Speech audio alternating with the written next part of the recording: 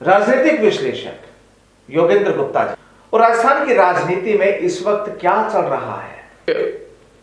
प्रदीप जी, इस समय जो राजस्थान की राजनीति है वो वैसे तो कई दिशाओं में चल रही है, लेकिन जो सबसे प्रमुख दिशा है वो कांग्रेस की तरफ है।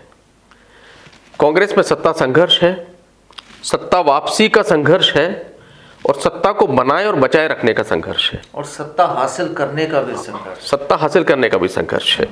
ये चार संघर्ष इस वक्त चल रहे हैं। इनमें जो सबसे हॉट है वो है जो कांग्रेस के अघोषित आला कमान है। घोषित आला कमान तो अब चूंकि राष्ट्रीय अध्यक्ष बन चुके हैं तो खड़गे हैं, लेकिन अघोषित जो आला कमान है राहुल गांधी, वो राजस्थान की यात्रा पर आ रहे हैं।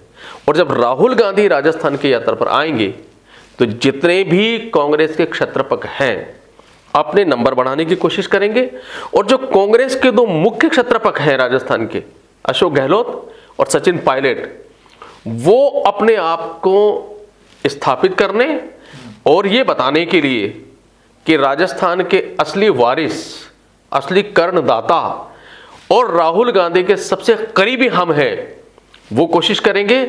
और उस कोशिश करने के पहले, राहुल गांधी के आने के पहले, उस जाजम को बिछाने के लिए, उस जमीन पर अपनी फसल को बनाने के लिए वो विभिन्न तरह की चालें इस समय चल रहे हैं।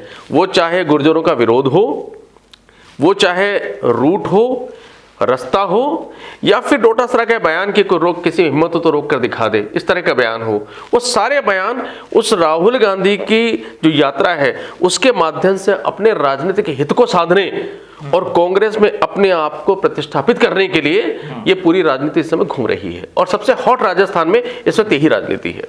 तो अभी जो तमाम चीजें चल रही हैं, अगर इसे थोड़ा सा विस्तार से बारीकी से अगर हम देखें तो अब दिसंबर के पहले सप्ताह में राहुल गांधी की भारत जोड़ो यात्रा राजस्थान में दाखिल होने वाली है।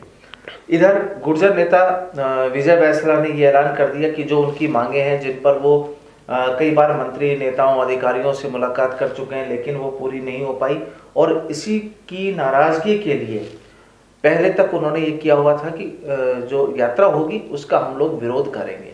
लेकिन वहाँ दूसरी ओर जो दूसरे समाज के, जो दूसरे संगठन के जो नेता हैं, उन्होंने कह दिया कि हम उस यात्रा की खिलाफत करने में शामिल नहीं हैं। अब गुर्जर नेता जो विजय बैसला है, इनका एक नया बयान सामने कि सचिन पायलट को सीएम बनाए राहुल गांधी। 3 दिसंबर को जब आए तो वो किसी गुर्जर नेता को सीएम के रूप में लेकर साथ में आए और अपनी जो बातें हैं, जो मांगे हैं, उन पर वार्ता कर लें। तो अब क्या ये माना जाए कि यहाँ पायलट से राहुल गांधी से करीबियत बढ़ाना चाह रहे हैं? ये कहानी क्या है समाज के नेताओं की? देखिए प्रदीप जी, अशोक गहलोत बहुत ऊंचे और आला कमान दर्जे के राजनेता हैं। पहला तो ये कि जब राहुल गांधी का पूरा जो बनाया गया रास्ता या जहां से उनको यात्रा निकलनी है, ये बहुत पहले बनाया गया था, और 100% सरकार को पता है, अशोक गहलोत को पता है, सचिन पायलट को मालूम है, और सबको पता है कि ये जहां से गुजरेगा वहां पर गुर्जर बहुल जाति काफी अच्छी तादाद में है, वहां पर मीणा भी उतनी तादाद के अंदर है, और बाकी अन्य जातियां भी वहां पर अपना दबदबा रखती हैं। ये सारी चीजें उनको पहले ही पता होगी कि कौन सी जाति वहां पर उनका स्वागत सत्कार करेगी या विरोध करेगी।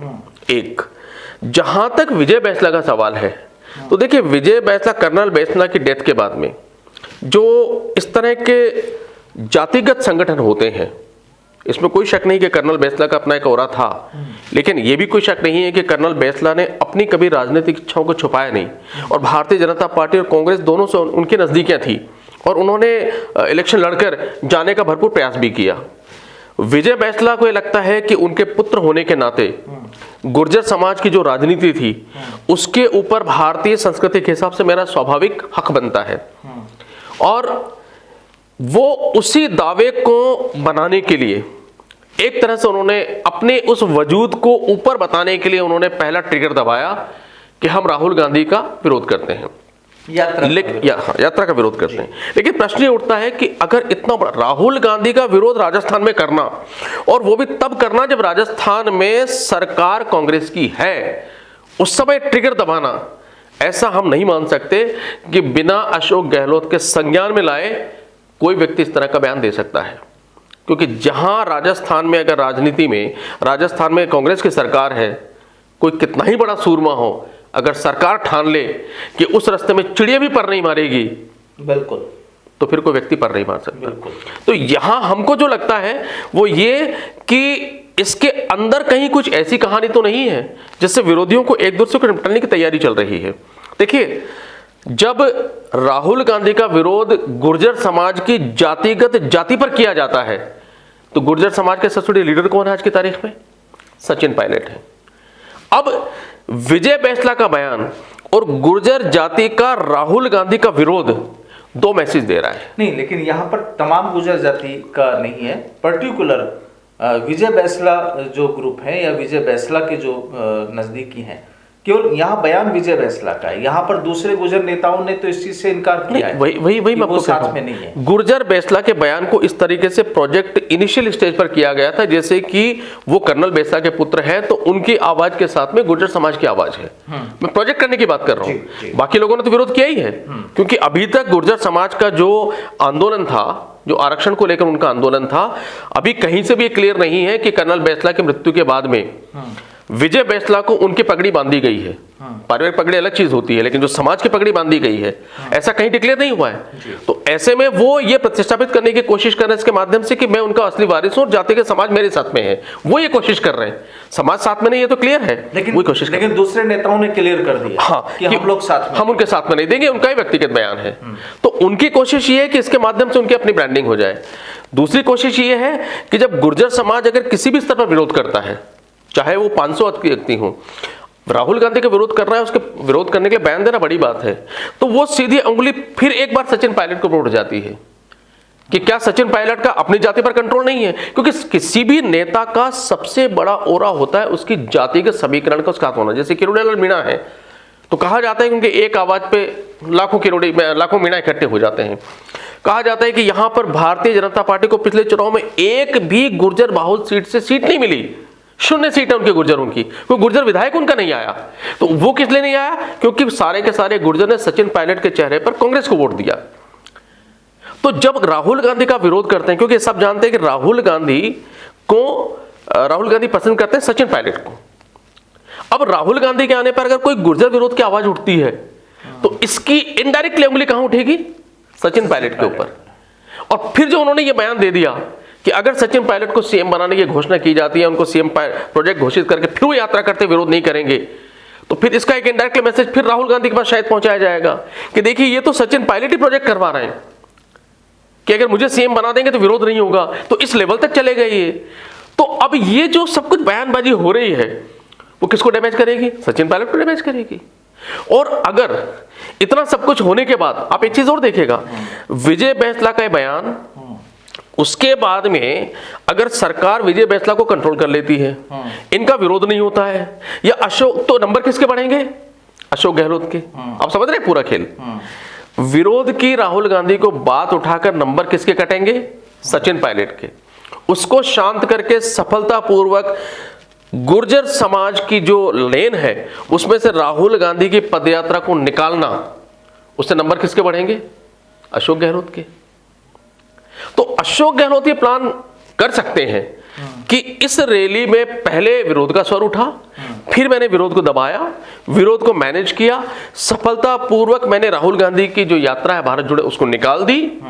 तो इसका मतलब है कि अशोक गहलोत सर्वमान्य नेता है। उनकी बात गुर्जर भी मानते हैं और उनकी बात अन्य समाज भी मानता है।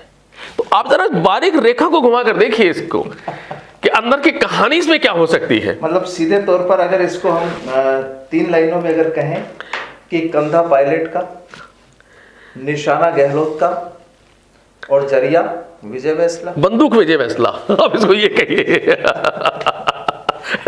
बंदूक कोई और है, कंधा किसी और का है, ट्रिगर कोई और दबा रहा है, निशाना कहीं और जा रहा है।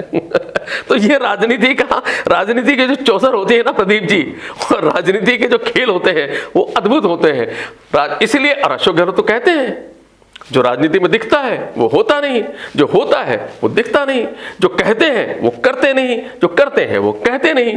तो वो तो साफ कहते हैं।